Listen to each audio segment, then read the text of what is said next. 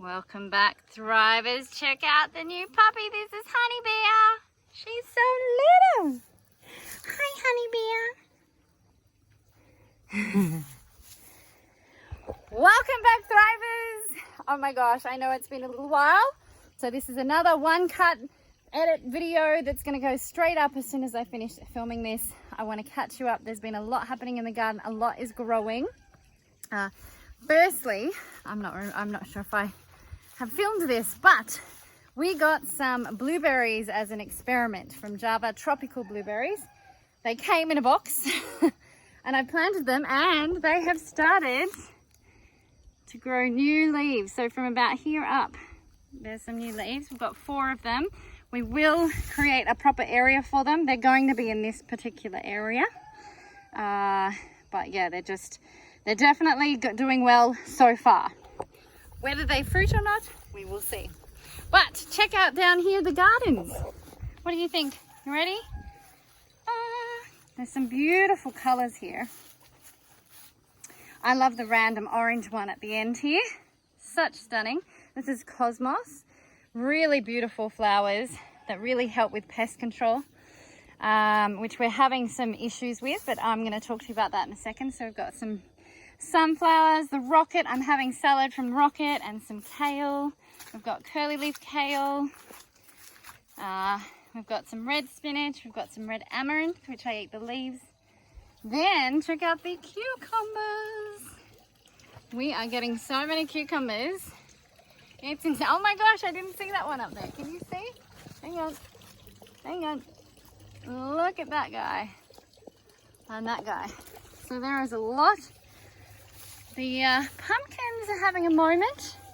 We do start to see some pumpkin, butternut pumpkin, but yeah, but they're not doing too well. Much like my zucchini, which I got some stem borers. So I'm going to talk to you about pests. I want to show you this, and I want to tell you a story about what I'm doing with pests. So we've got some amazing spring onion. Yeah, this zucchini didn't make it. Let's see what's going on in here. I haven't looked in here in a while, but we've had a lot of stem borers, so no zucchinis have sort of made it. Look at this little cute puppy. Come on. Who's a cutie? No, don't go in the garden beds. Oh dear, I'm not looking.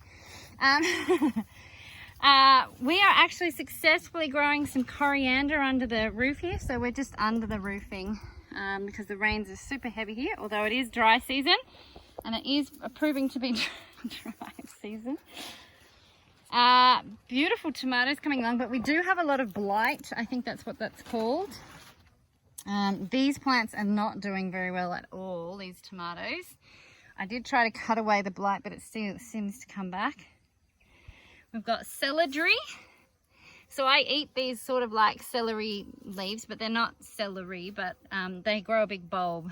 But celery is here, so I take a bit of that for my salad as well. More sunflowers, and then check out these tomatoes. More tomatoes. This is broccolini or broccoletti, so we're going to see how that grows. Yeah, the tomatoes are having thing. I've got some radish here. Beetroot up there. I didn't point that out. Now the tomatoes again. We've got some big tomatoes. I've already had some amazing, beautiful big ones, but we're having some issues. And so let me talk to you about these issues.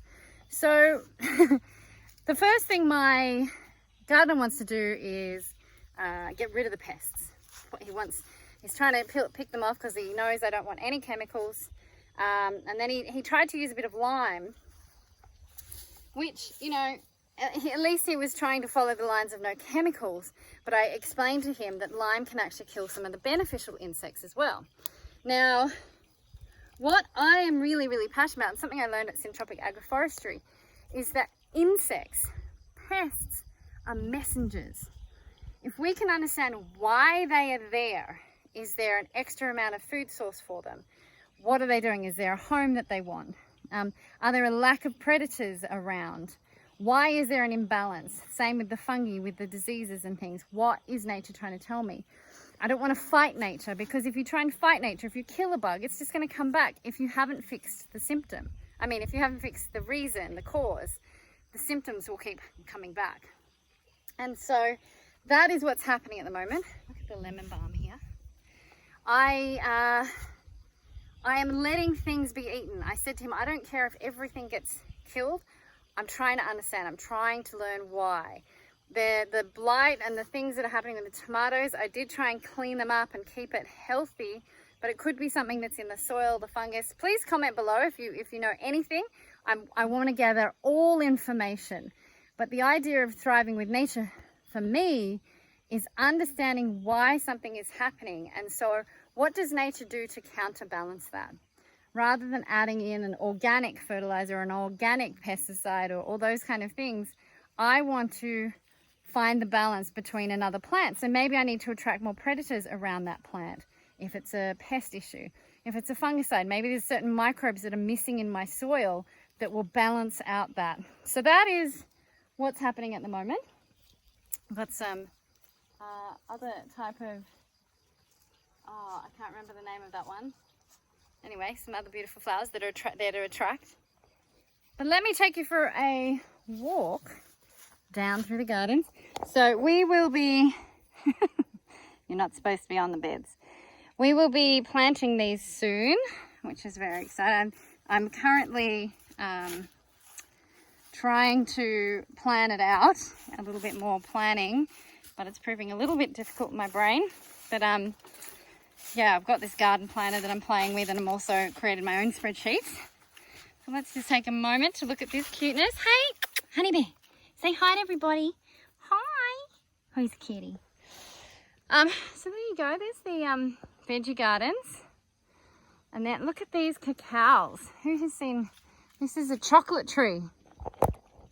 I was in the Amazon at age 30, 31, 32 when I found out that chocolate actually grew on trees.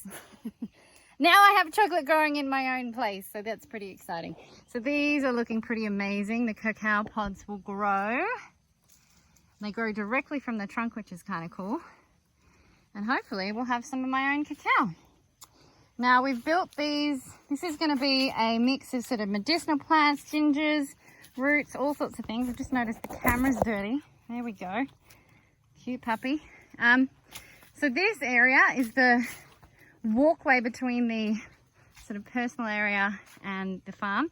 Inside here is going to be where the chickens will be, which is super cool. And I want to plant certain things, like I've planted, made sure there's bananas, there's mulberries, all sorts of things in there I want to plant so that the chickens have lots of amazing nutritional stuff. Here's another type of cacao. It's a red one. You can see them all up in there. We've got a few that aren't doing well. Need to have some cacao hygiene. Clean that up. There's always so much to do. And then, this is going to be the main sort of living area. So up here is the fire pit. So when you come around, come sit around the fire, which also is a barbecue. You can put a grill on top of that. Got plenty of wood. And then down here, where Honeyberry is in the shade, this is going to be the living supplement garden. Now, if you go to look at my other my other YouTube videos, there's a playlist called The Living Supplement Garden, and I talk about a special way to plant things and a special way to do daily rituals around this garden, and the plants will start to read your body substances and grow exactly what your body needs. It's like a personal living supplement garden. So that is going to be my main area where I'm going to experiment. No one else is allowed to touch it. This is where I touch it, put my blood, sweat and tears into, not literal blood, but so this is where you do that. And then yeah, so stay tuned for that, there's more coming. Then we've got some here. Now if you go back to my original videos, this whole area was extremely quite steep and went down probably maybe 1.5 meters down. But we've managed to dig out the areas where this is going to be where the house will be, like a 2-story. And then there'll be sort of a temporary wooden deck that's covered, will be my living area. And And so we've been able to bring it up and flatten it out. And we've got a grassy area, which is awesome for sunbaking and playing. And then this is going to be an attractive, we'll put some flowers and things.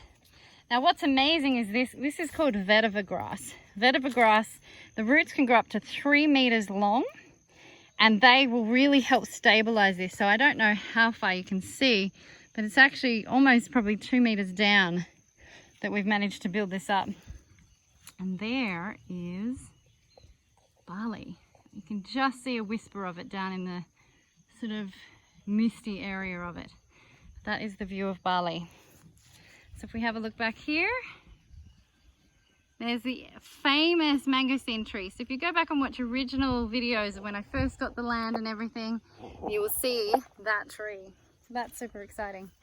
So that is everything that's happening. I've got my youngest brother coming to Bali soon in a couple of weeks. Hey bro, hey Maddie. They'll be here soon, which is super exciting. And then my dad and my stepmom will be coming too in another month or so. So people, now that COVID's open, people are going to come and see everything by the fire. So yeah, so lots is happening, but that's the current brain, where my brain is at the moment is I'm trying to build a directory, a Thriving with Nature directory, not only on plants but also on insects, so that when you get ants up I noticed there's ants up in my red spinach. I'm like, okay, that's interesting. What are they doing up there? They're all up in the leaves. So just observing and watching and seeing what they're doing. Are they harming the plant or not? Then of course there's the stem borers in the zucchini. How can I plant these zucchinis and help avoid the stem borers? What's missing that's going to help protect those zucchinis?